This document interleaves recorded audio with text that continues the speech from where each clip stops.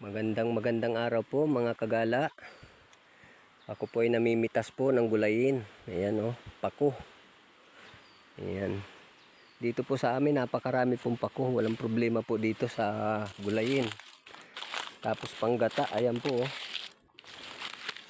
Nanlalaglag po lang dito ang panggata, ayan.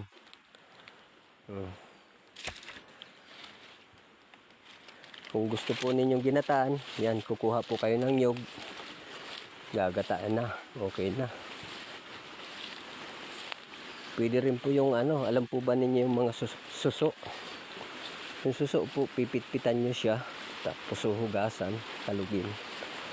Yun ang masarap din pong panghalo sa pako. Pag ginataan, yan, dapat gagataan. Pero ang gagawin ko po doon sa aking kinukuha na pako, gigisahin ko lang po. Tapos ensalada. Okay. Nandito po ako ngayon sa tabing ilog.